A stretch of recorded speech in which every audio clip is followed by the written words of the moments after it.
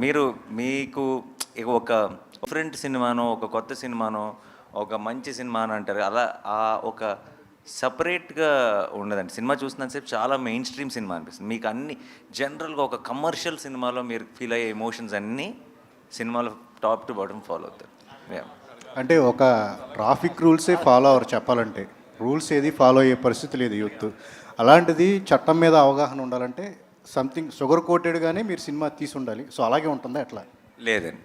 Sugar కోటెడ్‌గా తీయాల్సిన అవసరం లేదు. షుగర్ కోటెడ్‌గా ఎప్పుడు తీయాలంటే ఈ నిజాన్ని ఇలా చెప్పలేము మనం అని మనకు ఆ ఫీలింగ్ ఉన్నప్పుడు.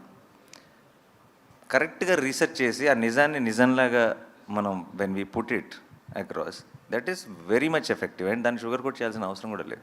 మనకి సగం సగం డీటెయిల్స్ తెలియకుండా హాఫ్ హోంవర్క్ చేసి మనం ఎప్పుడైనా సినిమా చేస్తున్నప్పుడు దాన్ని షుగర్ కోట్ చేయడానికి ట్రై చేస్తాం. ఎందుకంటే మొత్తం ఎవరైనా ఏదైనా అడిగితే ఏదైనా అంటారేమో, మన పూర్తి రీసెర్చ్ లేదని ఒక చిన్న భయంతో.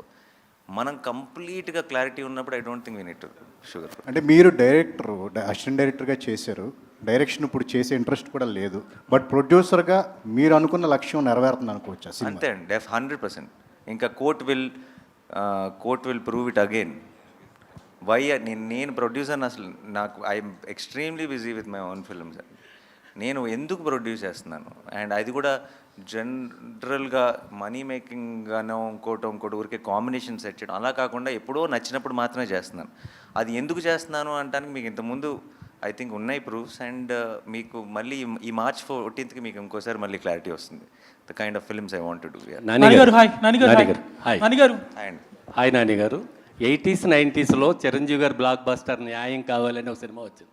అప్పట్లో చాలా టాప్ హిట్. చిరంజీవి గారిని ఎక్కడో కూర్చోబెట్టి అలాంటి ఎమోషన్ ఈ కోర్టులో ఉంటుందా?